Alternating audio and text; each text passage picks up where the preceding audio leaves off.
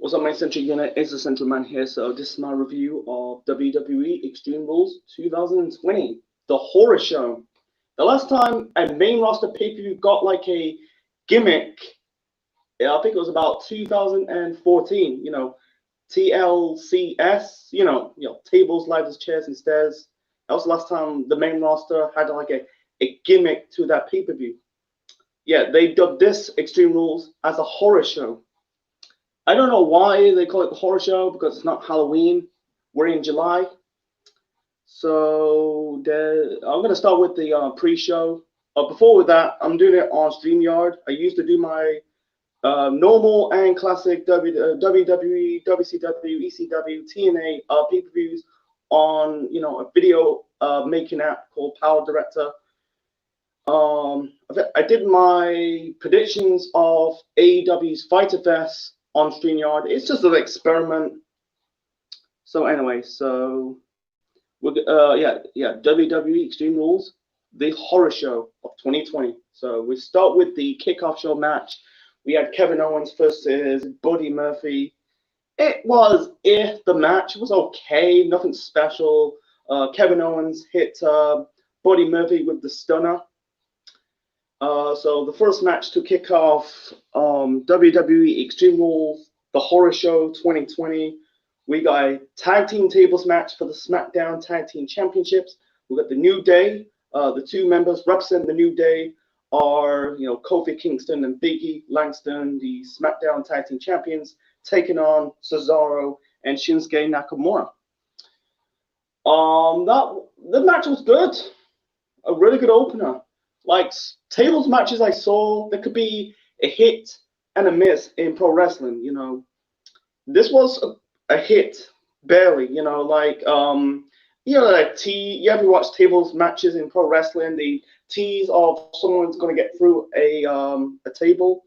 They did it in this match, and also like throughout the whole show, you see some wrestlers kind of slam their opponents into the plexiglass. You see main roster people to this day. They had the plexiglass around the barricade. Yeah, because no fans, because it's still the COVID-19 pandemic in America. I think that's going to end soon.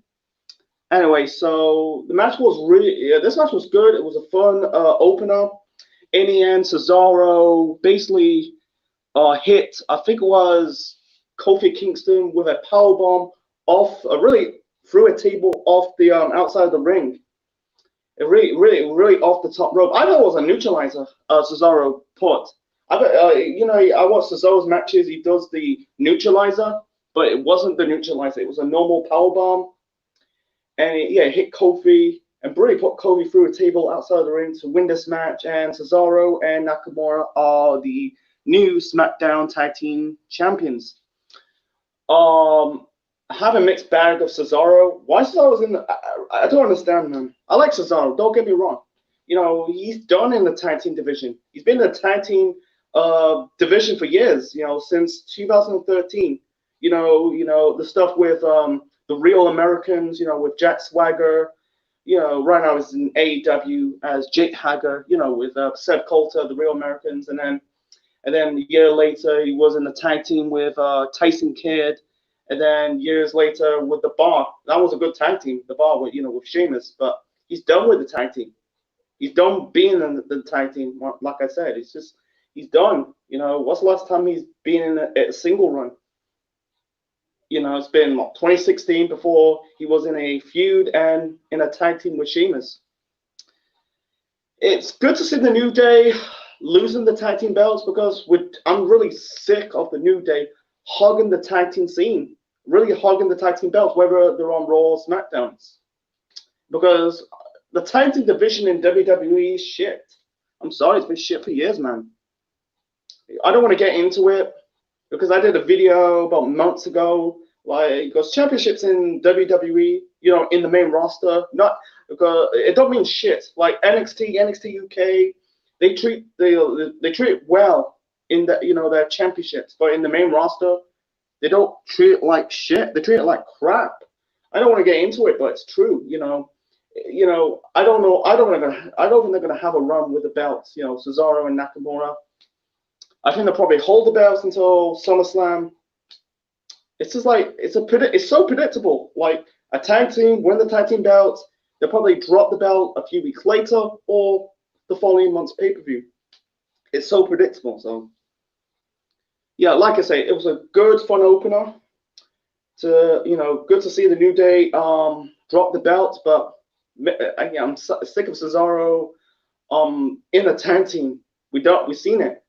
He's been a multiple time tag team champions. He's a tag team champion with Tyson Kidd, tag team champions with Sheamus, the Bar. I like the Bar, but he's done. I want to see. What's the last time he won? I think the only singles belt he won in WWE was the United States Championship.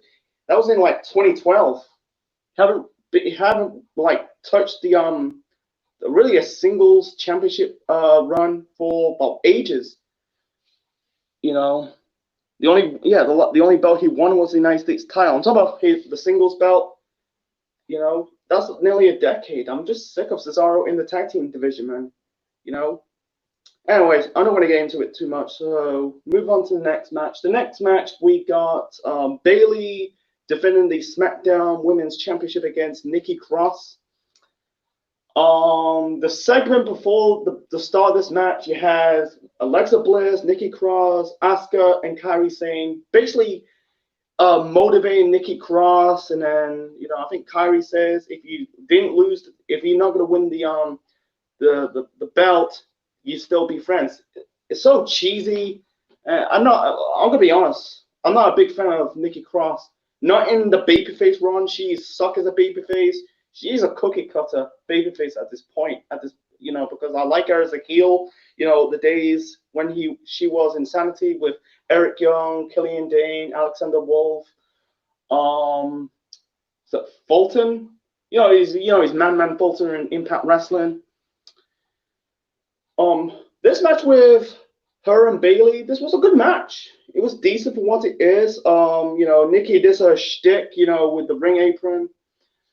It was really. I don't want to see Nikki Cross as the women's champion, not as a babyface, but they believe that.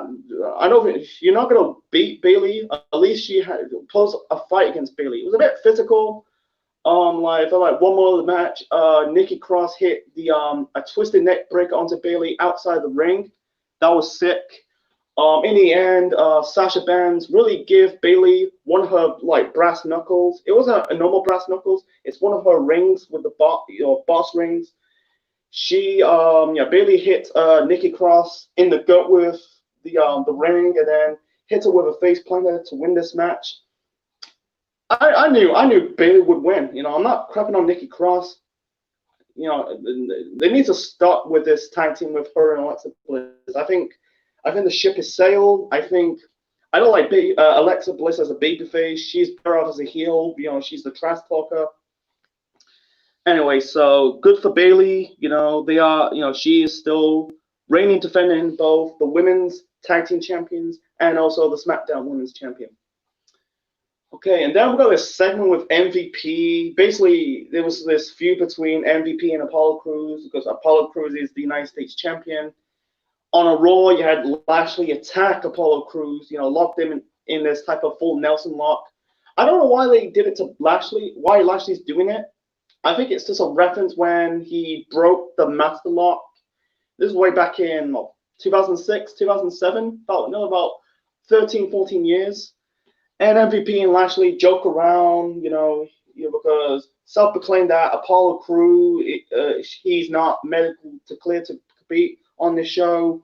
I heard rumors like he's got the symptoms of COVID-19. I'm not 100% sure. So MVP is declaring as the new United States champion. He got I see that the new replica of the United States title belt. That is a good title design. To be honest, you got the American flag, the eagle.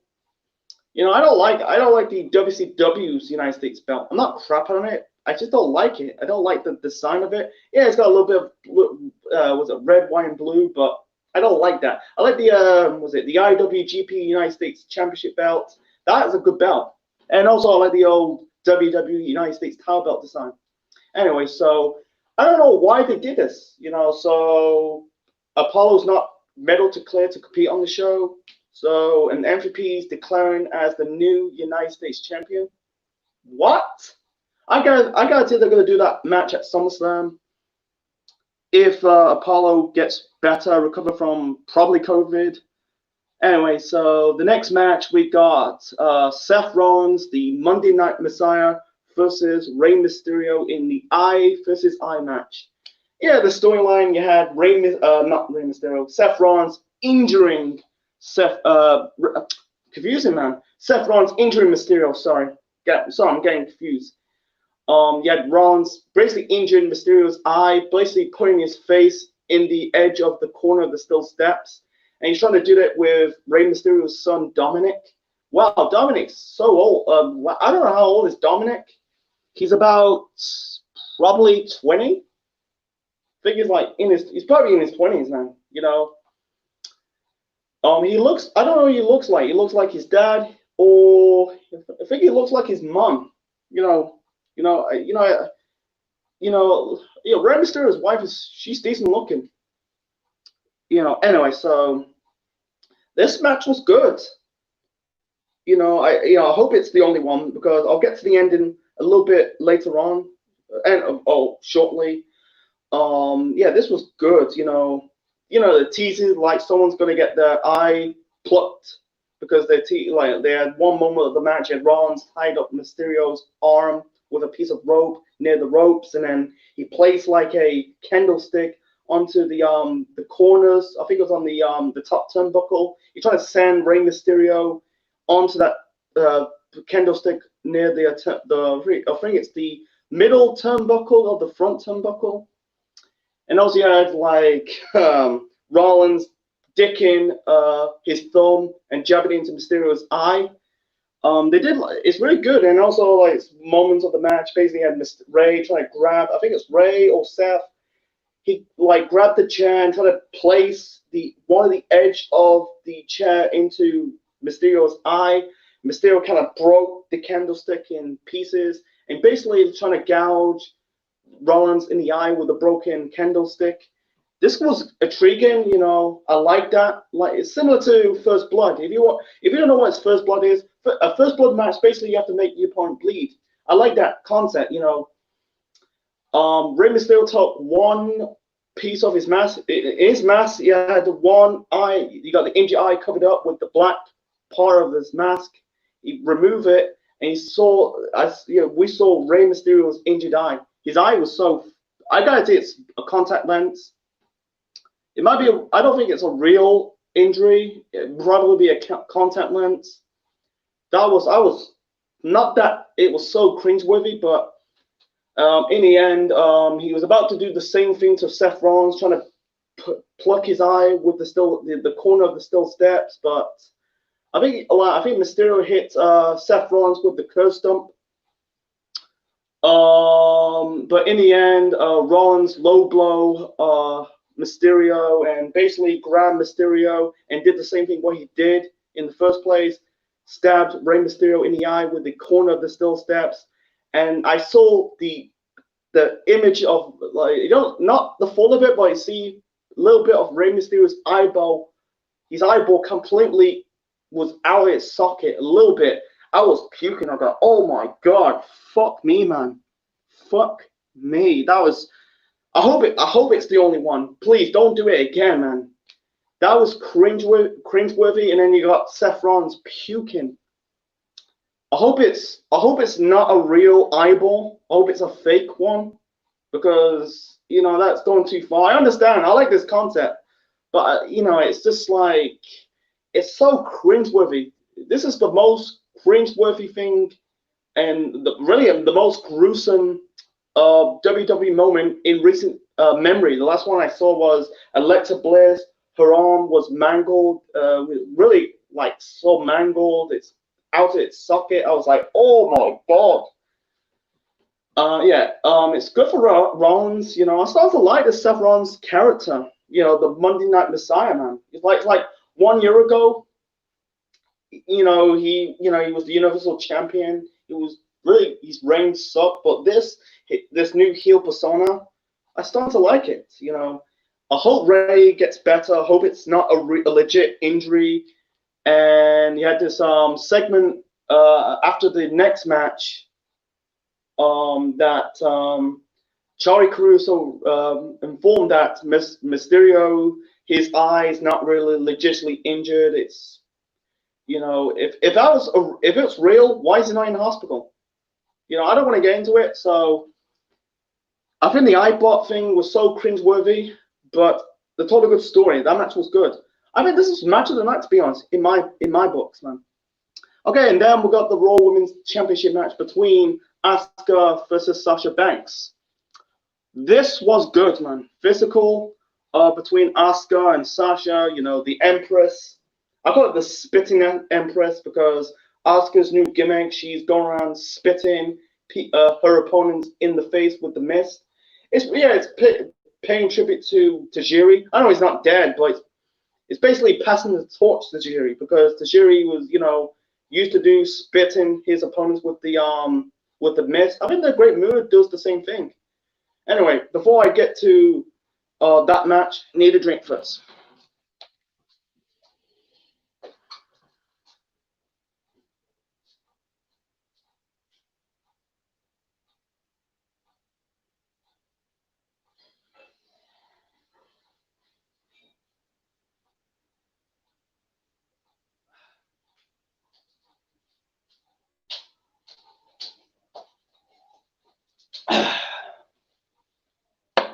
Okay, I'm back.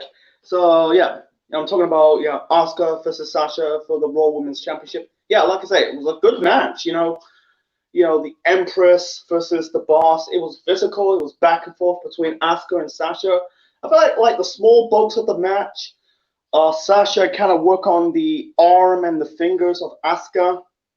Like put it in like this arm submission hold.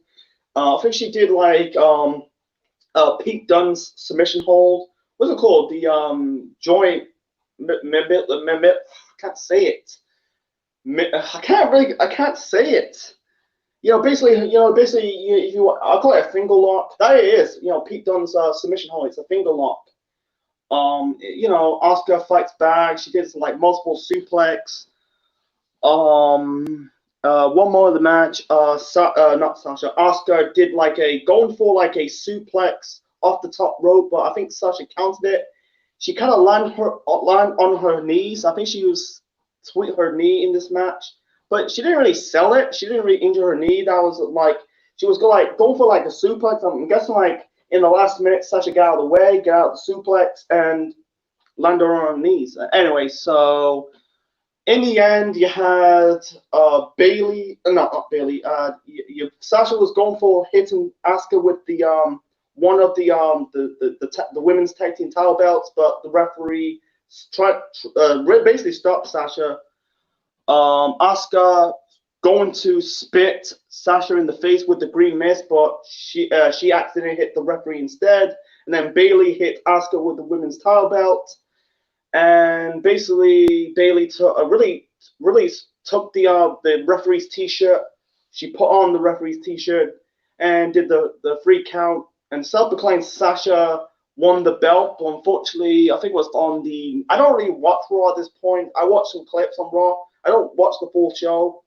And to find out that Stephanie McMahon kind of really overturned the decision. So Asuka basically won this match. The match ended in a non-contest, but it don't really bother me. But I don't. Here's the kicker. I just found out this morning that Asuka dropped the belt to Sasha Banks. I'm not kidding, man. I'm not kidding. I need to drink my water.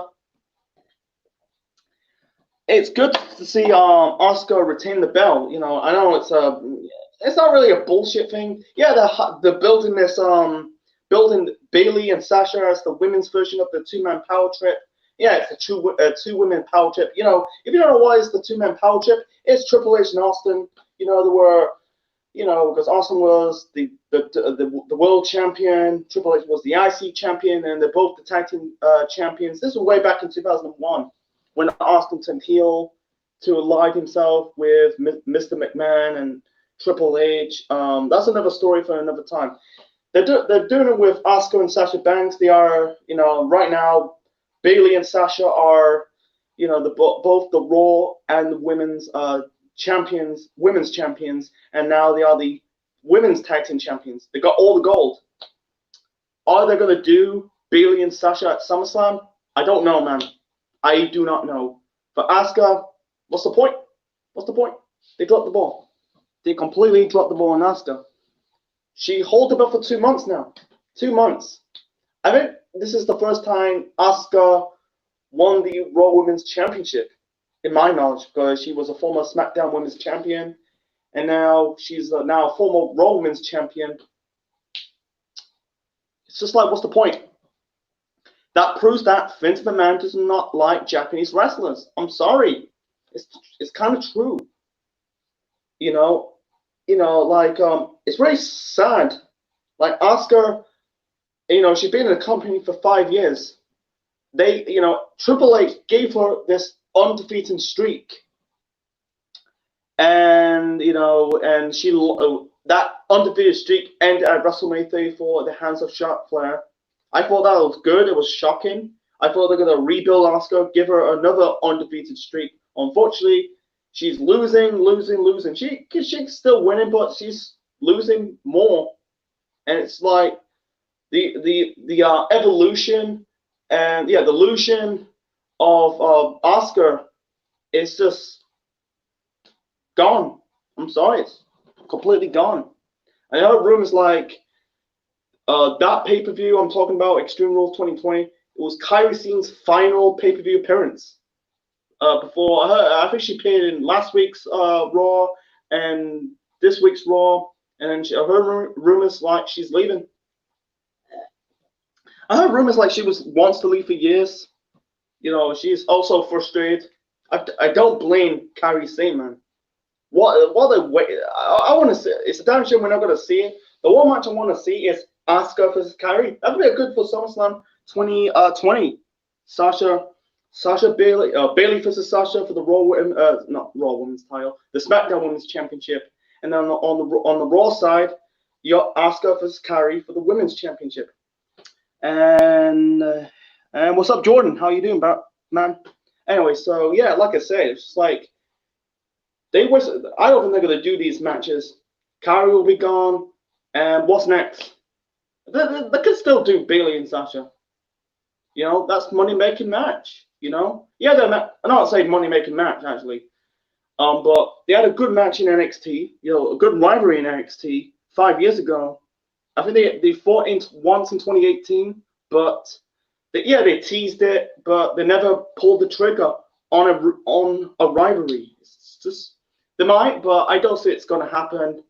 Like I think Bayley needs really a good challenger. She's fought everyone in that SmackDown Women's division. Was it Naomi, Lacey Evans, Nikki Cross? I don't think maybe Alexa, but what's next? She's gonna face Natalya at SummerSlam. Give me a break. Not SummerSlam worthy. Fans want to see Bayley and Sasha. You know how much money can I don't know. I'm not gonna use drawn, but how much could do? Oh, they're not gonna make a lot of money, but that would be good because they spent years in NXT. They called up in the main roster. Sasha in 2015, Bayley in 2016. They got a good chemistry. The best friends. They could turn, but instead they don't want to pull the trigger on it. I don't think they're going to pull the trigger. I'd love to see Becky. I know. It's Becky versus Ronda one last time. They did it. No, they didn't do it. They don't in a triple threat match, but they didn't really did it in a one-on-one match. I don't see Ronda. I don't see Ronda's gonna come back, man. I think fuck that bitch. I'm sorry, fuck that bitch, Ronda Rousey. She doesn't give a shit about the business. She don't give a shit about the business. Why? Why don't she give a toss about the business? Money. She shits on Roddy Piper's legacy, man. Her wearing Roddy Piper's t-shirt, the leather jacket, the kilt. I feel sorry. She completely shits on Roddy Piper's legacy, man. And they should have done it in 2018 at Survivor Series when Ronda's the Raw Women's Champion and Becky was the SmackDown Women's Champion. No, you got that fat bitch Nia Jax ruined that. And Vince, yeah, I don't get with Nia in the women's title belts. Fuck Nia, and fuck The Rock playing politics. Like Bruce Blitz did a WrestleMania 29 review. This was like 5 years ago. Not 5 years ago, 7 years ago, sorry. 7 years ago, when John Cena defeated The Rock at WrestleMania 29 for the WWE Championship, what Bruce Blitz says, fuck John Cena. And also, he said, fuck The Rock for putting him over. Like I said to Rock, fuck The Rock for playing politics. Things we don't know, it's fake. Anyway, so, like I say, I don't know, but Asuka lost the belt. Why she's losing the belt? I understand they're doing the whole two-women power trip. I understand that, but Asuka's not. She's got to do all her funds now. Now Bayley, I can see it going to happen, but there's rumors that they're going to unify the belts, the two belts between Raw and SmackDown women's belts together. I don't know that's going to happen, or they're going to just do one-on-one, just a non-title match at SummerSlam. I don't know, man. I do not fucking know. It's like I feel sorry for Kairi Sane, man. She never got one. Yeah, she was the tag team champions with Asuka.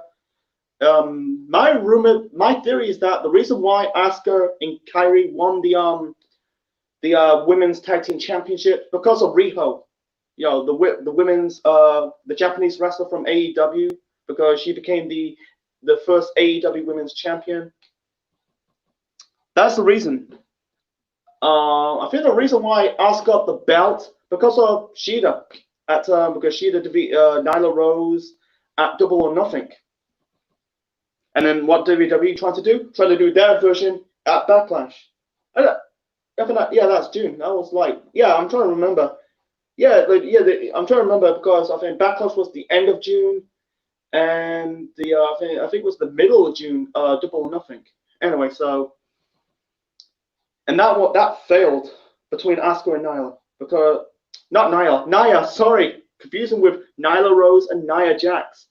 Yeah, WWE's trying to do their version of Nyla Rose versus Hikaru Shida. This time, Asuka versus Nia Jax. Asuka will be in the Shida role, and Nia will be in the Nyla Rose role. And that was shit because that ended a double countout. Because Nyla Rose versus Hikaru Shida, that was a good match. I could see doing a rematch down the middle. Probably that All Out. Probably it'd be on a random Dynamite. I don't want to see that. Anyway,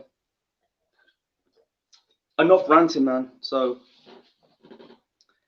anyway, moving on to the next match. The next match, we got Drew McIntyre defending the WWE Championship against Dolph Ziggler, and this is a Extreme Rules match for Dolph. The rules is that if Drew McIntyre get himself disqualified and count out, he'll lose the WWE Championship. Yeah, this match was shit, man. Between Drew McIntyre and Dolph Ziggler, it was super one-sided. It's basically like Dolph beating the crap out of Drew for I don't know how many minutes, probably 20 minutes. Basically hit him with the chairs. I don't understand this, man. It's just like this was a crappy match stipulation. I wish they had a better match stipulation. Maybe it's like a normal Extreme Rules match, a steel cage match, whatever. But now it's a Extreme Rules match for Dolph. I understand it's trying to play off the Duchess of Queensberry match from 2001 between Chris Jericho and William Regal, and also that match from New Blood Rising between Lance Storm versus Mike Awesome. I understand they're trying to you want the heel to screw the babyface. Unfortunately, it flopped because it was boring. I don't want to get in details. There's nothing to talk about that match. It's boring. Never go into it. It's not. Drew can't do anything. Can't do anything hardcore. Actually, you can't. It's WWE in PG era, there's nothing hardcore. But what I'm trying to say is, you can't like you hit Dolph like any type of objects. Can't like what? Why count it out? Why count it out? This is like Extreme Rules match. Is it supposed to be no DQ, no countouts? Don't understand this. I just do not understand this shit. I don't understand it. I do. It's just like it's just WWE in this PG era in a nutshell, man. In the end, Drew McIntyre hit Dolph with the Claymore kick to win this match. Yeah, this match is one of the worst match in Drew McIntyre's WWE title reign so far. If I rank it so far, Dolph will be in 5th. I think it's 5 times Drew defended the belt this year. So I rank it Dolph number 5, number 4. I go with Big Show, Brock when he won the belt, number 3. Seth Rollins at Money in the Bank as 2. And so far, the best Drew's WWE title match was against Bobby Lashley at the previous month's pay-per-view, that is Backlash. I'm gonna be honest, Drew's title reign was good so far. You know, I heard rumors he's gonna face Randy Orton at SummerSlam. That'd be a good match. I heard rumors like Orton's gonna be in this faction with Ronde Cianomas and what's her name? Selena Vega. Was it Angel Garza? Austin Theory? I don't know. That's another topic for another time, but that'll be a good match, you know. They're both good wrestlers. I'm guessing like I can see Drew dropping the belt to Randy Orton, but I want to see. I'm gonna be honest. I want to see Orton have one more run with the belt. It'll be one more last hurrah, but because he should have won the belt last year. Won the belt from Kofi Kingston, but unfortunately they had no plans for Orton holding the belt. Because here's the problem with Randy Orton, man. They're doing the Big Show, Kane face and heel turn. Every time. Heel turn, face. Heel turn, face. On Orton. He's better off as a heel. Going back to the days when he was this bloodthirsty heel. Legacy in 2007, The Legend Killer. Teaming up with Edge, Rated RKO. They were bloodthirsty heels. Anyway, so moving on to, oh boy, the main event. We got Braun Strowman versus Bray Wyatt in a swap match. And the Universal title is not on the line. I don't want to get into it too much. There's nothing to talk about. This was shit. This was absolutely bullshit. You want to do a show? Nah, I'm doing this show. I'm doing this live stream for tonight. Me reviewing WWE Extreme Rules 2020. Maybe some other time. Anyway, there's nothing to talk about. There's nothing to talk about this match. It's shit. It's shit, man. They're basically just mooching off Matt Hardy. They basically ripped off Matt Hardy, what he done in TNA. Broken Matt, with the deletion matches. They've been doing it for fucking years now. They're exposing the business too much, man. I hate this cinematic match they do. We've seen it in the last few months. With the Boneyard match to the Money in the Bank ladder match. They fought at the WWE headquarters. There's random shit from the previous month's pay-per-view at Backlash. With the Viking Raiders and the Street Profits and all this. And plus John Cena versus Bray Wyatt at WrestleMania. Some of these matches, these cinematic matches, are not really matches, they're more segments. The Undertaker AJ Styles match, that's a match. Let's see. The Money in the Bank ladder match, both the men and women's Money in the Bank ladder matches, that's an actual match. I give it a bit of a pass, but these, like this swamp match, the segment between the Viking Raiders and the Street Profits, John Cena, Bray Wyatt at WrestleMania, they're not matches, the segments. The stuff in this swamp match, it's not believable. I'm sorry, it's not believable. The reason why it's not believable, because first off, you had Braun Strowman got knocked out, really got hit in the head with a shovel by the old Braun Strowman when he was part of the White family with the black sheep mask. And then you got like he got kidnapped. He's tied with chains around his arms, and basically had Bray Wyatt wants him back in the White family. He wants the old Braun back, and Braun says he doesn't want to do his bidding. And then you had this like spice of you got like footage of like boars and rabbits. It had this clip with the Firehouse Funhouse Bray cheerleading. That was good to see. I like this. I'm starting to like this Firehouse Funhouse Bray. I like it. But it's just like it's so cheesy, so fucking stupid. And also he had Sister Abigail with the python. I don't think it was a python. It was an anaconda. It was a snake. And then and they find out that Sister Abigail is Alexa Bliss. I'm not buying it.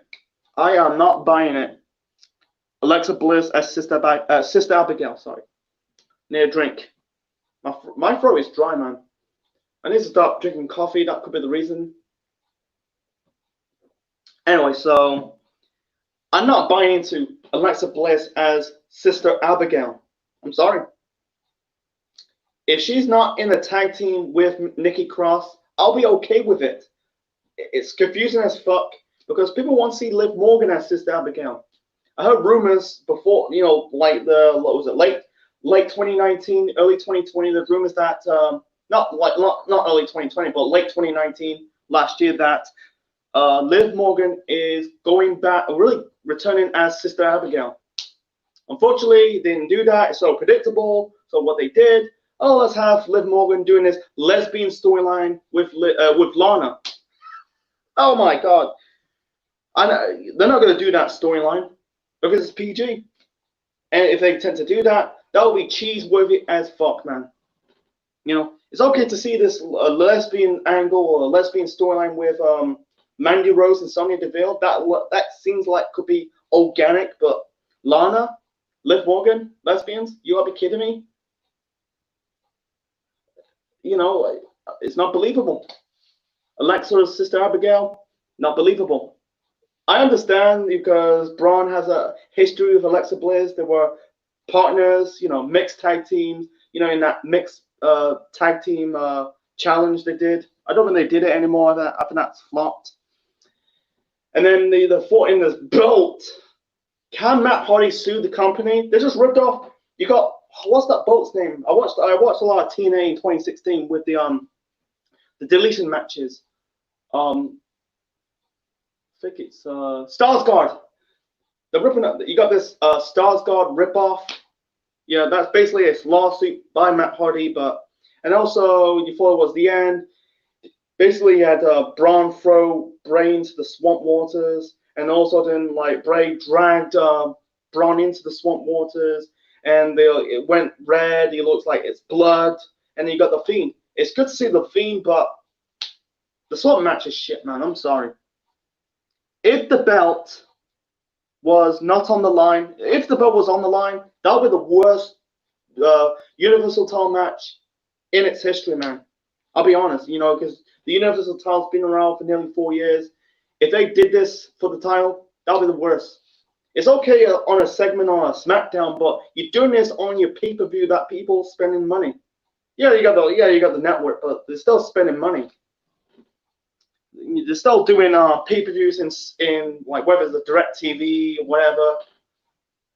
It's just like my thoughts on Braun Strowman's title run so far. It's flopped. I'm sorry, it's flopped.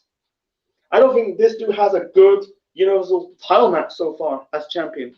Yeah, it's okay. Yeah, his match with Goldberg was okay. Let me see. His match with Bray was okay. The handicap match from the previous month's match between him versus Miz and Morrison, that was okay as well, but they're not okay. It's not really working with Braun. I don't feel it with Braun. I think it's too little, too late to have Braun Strowman as the champion. They ruined Braun Strowman. They ruined him.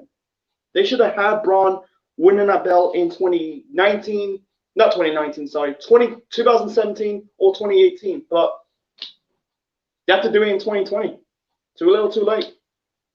I want Braun to drop the belt. If they did the title change on the show, give it back to Bray. He put the Prestige back into that championship. They did the Fiend's Universal title belt design. That was a sick belt. It looks like they're not doing the Fiend. I like the Fiend because like the one image of the Fiend had the Bray Wyatt's headlamp lantern. That's sick. That was cool. But I like Bray Wyatt's popular. You know, he kind of revived his character. And I don't like his swamp-like gimmick, his old gimmick. It was okay, but I can't follow his promos. I can't understand it. Like, you know, it was getting, and one thing, it got stale very easily.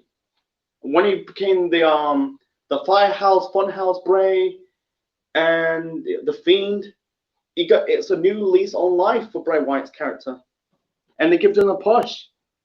Yeah, he should have dropped the belt. He should have won the belt at Hell in a Cell, but they made their mistakes. Won the belt at I think it was Crown Jewels, and what they done? Dropped the belt to fucking Goldberg in Saudi Arabia, and he's lost it to Braun Strowman. You gotta be kidding me. If they did this match at SummerSlam, I want to see Bray winning back the championship. I give Bray a proper run with a belt.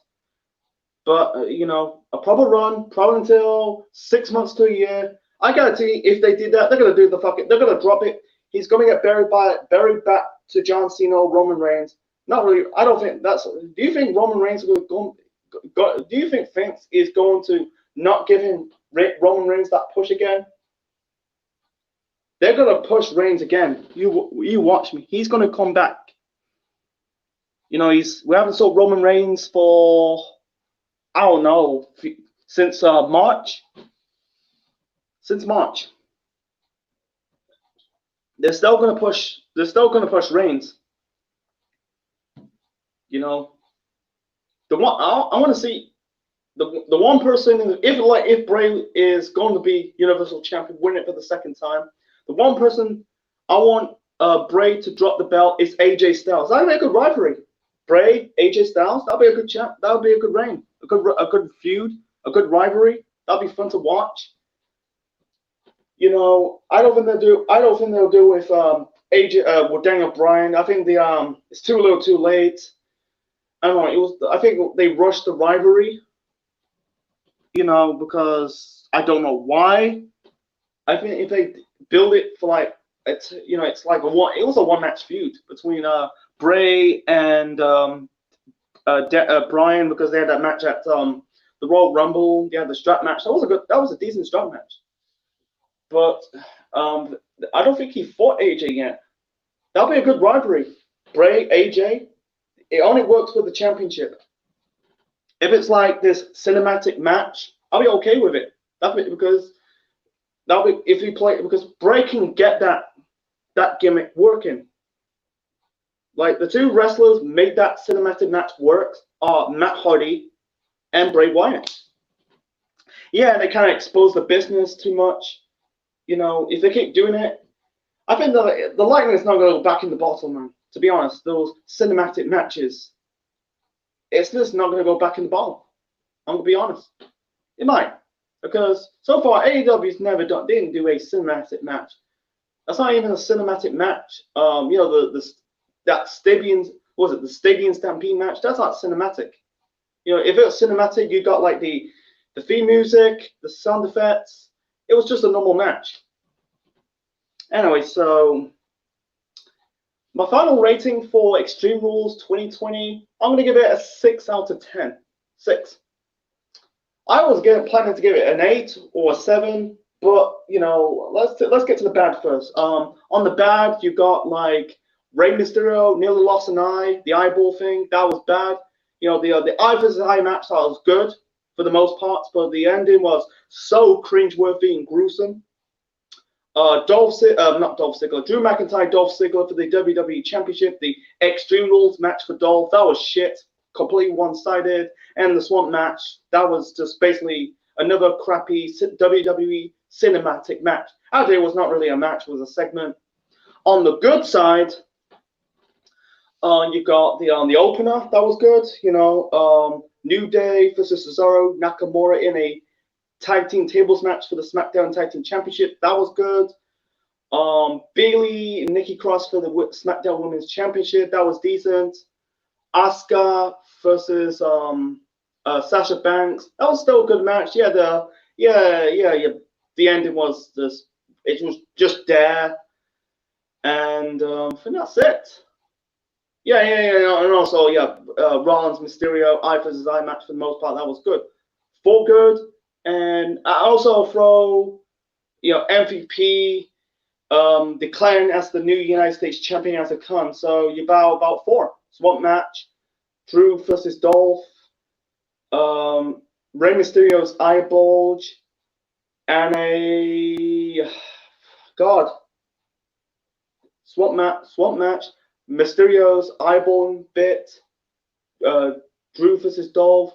Yeah, and MVP declaring as the new United States Championship. That was confusing. So for good, for bad. Yeah, I give it. This was a mixed bag, to be honest. You have some ups, and you have some downs. I'll give it 6 out of 10. 4 A's. Do I give it a 5? This is confusing. It's between 5 and a 6. I'll give it a 6.5 out of 10. It was had some bad, but we had some goods at the same time. So anyway, so that's my review on WWE Extreme Rules 2020, the horror show. Leave your thoughts on the comment section below. Smash the like button. And by the way, I'm not doing a classic TNA pay-per-view on Thursday. I will review Impact Wrestling Slammiversary of 2020. That'll be on Thursday. Stay tuned to find out. So anyway, so yeah. Like, share, subscribe, and we'll see you next time. This is the Central Man officially signing out. Stay tuned on Saturday for my live reaction of the 2020 FA Cup final match between Arsenal versus Chelsea. This is the Central Man officially signing out. Check you later.